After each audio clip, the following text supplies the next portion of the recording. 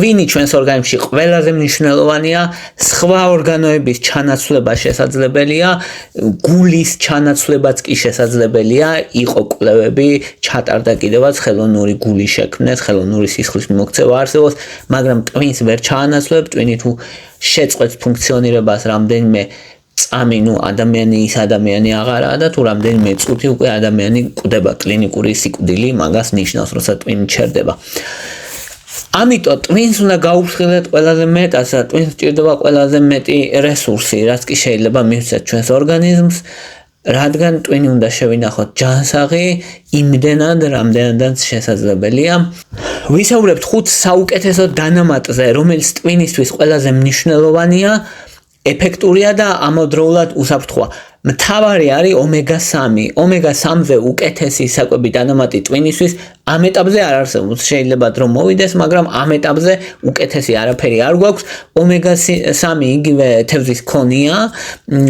ომეგა-3 შეიცავს ავოკადოც მაგალითად, სასარგებლო ცხიმის ფორმა ომეგა-3. ომეგა-3-ის ორი ყველაზე მნიშვნელოვანი ფორმა არსებობს, DHA და EPA და DHA განსაკუთრებით ტვინში უჯრედების მემბრანის შემადგენლობაში შედის.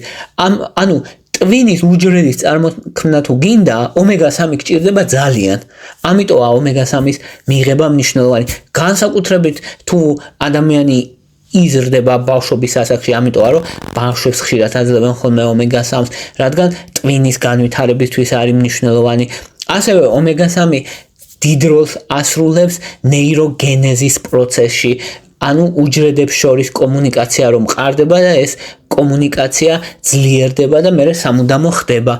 ნეიროგენეზისთვის არის აუცილებელი ომეგა-3. ამიტომ არის რომ ადამიანები, რომლებსაც უნდათ რომ უკეთესი მეხსიერება ჰქონდეთ, უკეთესი კოგნიტიური ფუნქციები ჰქონდეთ და ტვინი უკეთ მუშაობდეს, იღებენ ომეგა-3-ს. მესამე დიდი როლი რაც აქვს, ანთების საწინააღმდეგო და ანტიოქსიდანტური როლი აქვს და რაც ნიშნავს ამ შემთხვევაში, რომ ტვინის დაბერებას ანელებს და არის კვლევები, რომლის მიხედვითაც ადამიანები, რომლებიც ომეგა-3-ს იღებენ, ნელა ემართებათ უფრო დემენცია, ნელა ემართებათ უფრო ალცჰეიმერის დაავადება, რაც ასევე ძალიან დიდი მონაპოვარია, რადგან ასაკთან ერთად ალცჰეიმერის რისკი იმატებს ექსპონენციალურად. ამიტომ ომეგა-3 დაწყებული ბავშვებიდან დამთავრებული ასაკოვნებით 40 წელს ზევით ნებისმიერი ადამიანისთვის მოკლედ სასარგებლოა. იყო კითხვები სხვა შორის რომ ომეგა-3 ხომ არ იწვევს ტვინის კიბოს, ან ხო არ აპროვოცირებს ტვინი, არა, ეგეთ რაღაცებს არა. თუ ვინმე ამას ამბობს, უმეტესად არის ხოლმე სუბიექტური მოსაზრებები და სუბიექტურად ადამიანს იმიდრეკილი აყოლებს რომ რაღაც დაუკავშიროს, მაგრამ ობიექტური კვლევებით არ დგინდება არანაირი კავშირი, პირიქით ზოგიერთი სიმსივნის შემთხვევაში, სიმსივნის საწინააღმდეგო მოქმედებასაც და სიმსივნისგან იცავს ორგანიზმს ომეგა-3. ბევრ შემთხვევაში რომ არ თქვათ ის, რომ გულის დაავადებებისგანაც გვიცავს ომეგა-3 და ქოლესტერინის დონეს ამცირებს, რაც თავის მხრივ ცალკე უზარმაზარი პლუსია. ომეგა-3-ის ოპტიმალური დოზირება რა არის? შესაძლებელია დაახლოებით 700 მილიგრამის მიღება, DHA და EPA-ის კომბინაცია უნდა იყოს, მაგრამ ოპტიმალური არის 1000 მილიგრამი ან ცოტა მეტი. 1000-დან 2000 მილიგრამამდე მოკლედ უსაფრთხო და ეფექტურია. 2000 მილიგრამიც კი 1 წლის განმავლობაში რომ მიიღოს ადამიანმა უსაფრთხოა. იმისთვის რომ ეფექტი კონდეს 3, 4 ან 5 თვე მაინც უნდა მიიღოს, 3 თვიდან გრძნობენ ხოლმე ადამიანები როგორც წესი ეფექტს, ხანგრძლივი მიღება ჭირდება და შესაძლებელია მთელი ცხოვრება მიიღებათ შესვენებებით, რა თქმა უნდა, რამდენიმე კვირა შეისვენოს ადამიანმა, მე რამდენიმე თვე მიიღოს, რამდენიმე შეისვენოს და ასე შემდეგ. როგორც წესი უსაფრთხოა და როგორც წესი რამე მნიშვნელოვანი პრობლემა არ აქვს, გარდა უნდა ვინც სისხლის გამათხიერებლებს იღებს და გულის დაავადებები აქვს და ისედაც სისხლის გამათხიერებლებს იღებს, მათ შემთხვევაში შეიძლება სისხლდენის რისკი გაზარდოს მცირედით ისიც მაღალმა დოზებმა. ამიტომ ეგეთ შემთხვევაში მოკლედ თუ ახლა სისხლის გამათხიერებლებზე ხართ, მაშინ ექიმს უნდა შეუთანხმოთ, ამ შემთხვევაში უსაფრთხო იქნება თუ არა და ზოგადი პოპულაციისთვის უსაფრთხო და ეფექტურია. ოპტიმალური მიღების დრო ომეგა-3-ის როდის არის საკვებისას, ან ჯობია რომ საკვების მიღების დროს მიიღოს ადამიანმა ომეგა-3. სხვა მნიშვნელოვანი შეზღუდვა არ აქვს, მოკლედ საკვებისას, იმიტომ რომ ცხიმში ხსნადია და უკეთესად შეიძლება. მეორე ყველაზე მნიშვნელოვანი დანამატი არის ვიტამინი D. ვიტამინი D არის მსოფლიოში ყველაზე დეფიციტური ვიტამინი, მიუხედავად იმისა, რომ ადამიანი მზისგან იღებს ვიტამინ D-ს, ანუ მზე რომ ხდება კანს, მე ჩვენს ორგანიზმში წარმოიქმნება D ვიტამინი სხვადასხვა პროცესების შედეგად, მაგრამ მაინც ყველაზე დეფიციტური ვიტამინია, როგორც წესი ადამიანს მაინც აქვს ვიტამინ D-ს დეფიციტი. ვიტამინი D რამდენიმე მნიშვნელოვან პროცესში მონაწილეობს, ერთი არის ნეირონების ზრდა, წარმოქმნა, აუცილებელია D ვიტამინი, იმუნური სისტემისთვის არის აუცილებელი, ნეირონების ტვინის უჯრედების აღდგენისთვის არის მნიშვნელოვანი, ასევე D ვიტამინი მონაწილეობს ნეიროტრანსმიტერების სინთეზშიც, არაპირდაპირი გავლენა აქვს, მაგრამ იმდენად დიდი გავლენა აქვს, რომ D ვიტამინის დეფიციტი დეპრესიას იწვევს, ანუ ხასიათის ცვლილებასაც კი იწვევს, როცა ადამიანს D ვიტამინის დეფიციტი აქვს. ამიტომ არის რომ ტვინისთვის ერთ-ერთი მნიშვნელოვანი არის D ვიტამინის მიღება. რა დოზაა ოპტიმალური? 800 საერთაშორისო ერთეული მიიჩნევა ოპტიმალურ დოზად. თუ ადამიანს მნიშვნელოვანი დეფიციტი აქვს 1000-დან 2000 საერთაშორისო ერთეულამდე ინიშნება ხოლმე 3 თვის განმავლობაში, მერე იმის მიხედვით რა დონეზე ექნება ვიტამინ D სისხლში განისაზღვრება, მაგის მიხედვით ხდება ხოლმე გადაწყვეტილების მიღება. თუმცა 2000 საერთაშორისო ერთეულამდე თვეების განმავლობაში, ბევრი თვის განმავლობაში მიიჩნევა უსაფრთხოდ. აბსოლუტურად უსაფრთხო დოზა არის 800 საერთაშორისო ერთეული შეუძლია ადამიანს მიიღოს მთელი ცხოვრების განმავლობაში, რადგან ეგ არის ადამიანის დღიური საჭიროება, რომელიც აუცილებელია ყოველ დღე. ვიტამინი D-ს მიღება როდის ჯობია? ეგეც ჯობია საკვებთან ერთად, რადგან ცხიმში ხსნადია და საკვებთან ერთად უფრო ეფექტურად შეიწოვება. მესამე მნიშვნელოვანი დანამატი არის ვიტამინი B12. B12 მონაწილეობს რამდენიმე მნიშვნელოვან პროცესში. ერთი არის ნეირონებს ტვინის უჯრედებიდან გამოდის ნერვები, იცით ალბათ, და ნერვებს აქვს მოკლედ შალითა, როგორც შესაფუთი მასალა, ინსულატორი. და ეს შესაფუთი მასალა არის მიელინი ქვია და მიელინის სინთეზისთვის არის B12 აუცილებელი. ანუ თუ გინდა რომ ნერვები დაიცვა მოკლედ, მაშინ B12-ია საჭირო. B12 ასევე მონაწილეობს DNM-ის სინთეზში, რომელიც აუცილებელია ნერვების განვითარებისთვის, განსაკუთრებით აღდგენისთვის, როცა ინსულტი დაემართა ადამიანს რა და აღდგენა ჭირდება, ან თავის ტვინის დაზიანება მიიღო, აღდგენა ჭირდება, ამ დროს B12 აუცილებელია და ასევე კვლევებით დაასტურებულია, რომ კოგნიტიურ ფუნქციებს აუმჯობესებს მოკლედ B12-ის მიღება. ტვინის შესაძლებლობებს აუმჯობესებს, მეხსიერებას აუმჯობესებს, კონცენტრაციას, ფოკუსს აუმჯობესებს და უფრო ნელა ხდება თუნდაც ასაკობრივად დეგრადაცია გონების და ტვინის, მაშინ როცა B12 არის ნორმაში და B12-ს ადამიანი იღებს ადეკვატური რაოდენობით.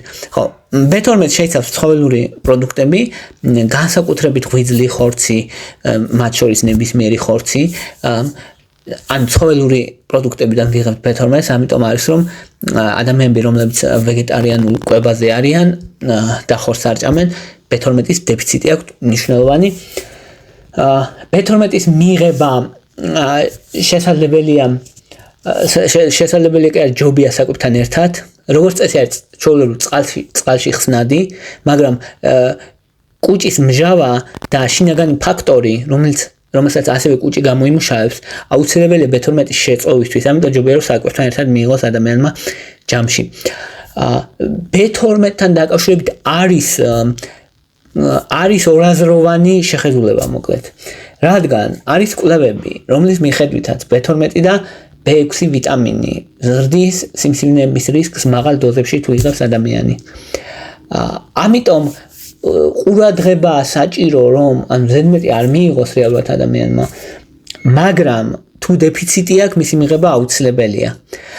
ამიტომ მაგალითად მე ვერ გავუწევ რეკომენდაციას რომ აი თქვათ როგორც ომეგა-3 ადამიანი იღებს ესე მიიღოს B12 მაგრამ თუ B12-ის დეფიციტი აქვს ადამიანს აუცილებლად ჭირდება B12-ის მიღება რეალურად 2.4 მიკროგრამი მიიჩნევა დღიურ დოზად B12-ისა მაგრამ 55 მიკროგრამამდე რომ მიიღოს დღის განმავლობაში უსაფრთხო დოზად მიიჩნევა 55-ის ზევით დაფიქსირდა აი ეს რისკი ფილტვების კიბოს რისკი გაზარდა B12-მა და B6-მა ვიტამინმა შემდეგი დანამატი არის კურკუმინი ტურმერიკი კურკუმა ეგენი ერთი და იგივეებია მოკლედ და რამდენიმე მნიშვნელოვანი თვისება აქვს რომელიც მოქმედებს ტვინზე ერთი არის ანთების საწინააღმდეგო მოქმედება ან ქრონიკული ანთება ტვინს აზიანებს ნელ-ნელა და ეს რო არ მოხდეს ამისთვის ერთ-ერთი საუკეთესოა კურკუმინი მეორე ძალიან ძლიერი ანტიოქსიდანტია და ეს ანტიოქსიდანტური მოქმედება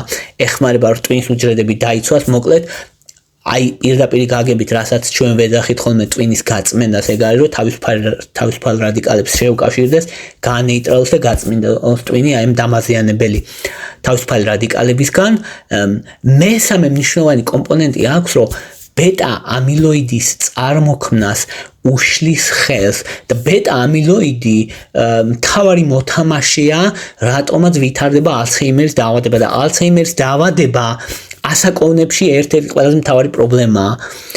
ამიტომ კურკუმინის მიღება, ხო და მეოთხე თვისებაც აქვს, რომ აუმჯობესებს ტვინის ფუნქციებს, ფოკუსს, კოგნიტიურ შესაძლებლობებს, მეხსიერებას. ამიტომ ერთ-ერთ საუკეთესოდ მიიჩნევა მოკლედ კურკუმინი. კურკუმინის რა პრობლემა აქვს ახლა? პრობლემა აქ ის რომ ცუდად შეიწოვება ძალიან, სტანდარტიზებული ექსტრაქტი არსებობს 500-დან 2000 მილიგრამამდე მიიღება ხოლმე დღის განმავლობაში, 3 თვის განმავლობაში, საშუალოდ 3 თვის განმავლობაში მეტი შეიძლება, თუმცა როგორც წესი სტანდარტული რეჟიმი არის ხოლმე დაახლოებით 3 თვე. თუ იქნება გაძლიერებული ფორმები ლიპოსომურ ფორმაში მაგალითად ან ნანონაწილაკებად თუ იქნება ჯობია რადგან შეწოვაა გაუმჯობესებული ასევე უკავშირებენ ხოლმე ციცაკას, შავ ციცაკას, რომელიც ასევე აძლიერებს პიპერინი ქვია, რომელიც ასევე აძლიერებს კურკუმინის შეწოვას და ასეთ შემთხვევაში ეგ ფორმა ჯობია თუ კი იქნება შეკავშირებული პიპერინთან. შემდეგი საკვები დანამატი არის ციტოქოლინი. ციტოქოლინი არის აცეტილქოლინის წინამორბედი პრეკურსორი და აცეტილქოლინი თამაშობს დიდ როლს ნეიროტრანსმიტერების ფუნქციაში, ანუ ტვინის სიგნალის გადაცემაში დიდი მნიშვნელობა აქვს. თვითონ არის ნეიროტრანსმიტერი, მოკლედ ერთ-ერთი მნიშვნელოვანი ნეიროტრანსმიტერია აცეტილქოლინი. არა მარტო ციტოქოლინი ამ ნეიროტრანსმიტერების წარმოქმნაში მონაწილეობს, არამედ თვითონ ნეირონის სტრუქტურის შემადგენლობაში ფოსფოლიპიდების სინთეზში მონაწილეობს და ამ მხრივაც მნიშვნელოვანია და მოკლედ ტვინისთვის და ტვინის ფუნქციონირებისთვის, ტვინის აღდგენისთვის და სტრუქტურისთვის ერთ-ერთი საუკეთესოა ციტოქოლინი. შეიძლება გსმენიათ ქოლინსაც ამბობენ, ხოლმე ქოლინი და ციტოქოლინი გავს ერთმანეთს. ქოლინი უშუალო წინამორბედია აცეტილქოლინის და ციტოქოლინი კიდევ უფრო წინარე ფორმაა, რომელიც ქოლინად და კიდევ ერთ კომპონენტად იშლება, მოკლედ რომელიც ტვინში ისევ ციტოქოლინად შეიძლება აღდგეს. ანუ ციტოქოლინი მოკლედ უფრო უპირატესად მიიჩნევა, ვიდრე მხოლოდ ქოლინი.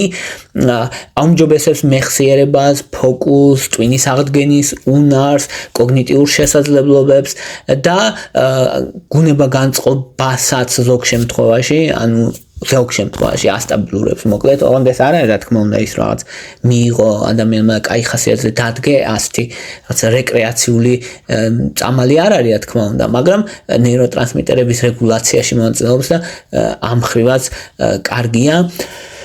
ციტოქოლინი უსაფრთხოდ მიიჩნევა 3 თვის განმავლობაში, მოკლედ, მეტიც შესაძლებელია ზოგ შემთხვევაში, მაგრამ 3 თვე ნამდვილად უსაფრთხოა.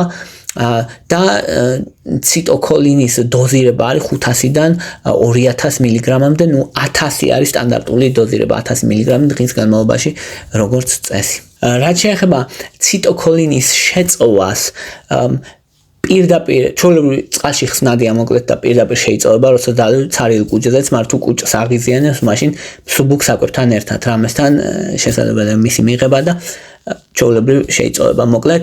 კიდე არის რამდენიმე მნიშვნელოვანი საკვები დანამატი, რომელსაც უბრალოდ გაკვირით ვახსენებ, ვისაც დაინტერესებს შეუძლია დეტალებში გაეცნოს. მაგალითად ბაკოპა მონიერი ეგეთი საკვები დანამატია, რომელიც ტვინისთვის მნიშვნელოვანია, შფოთვას ამცირებს, მეხსიერებას აუმჯობესებს.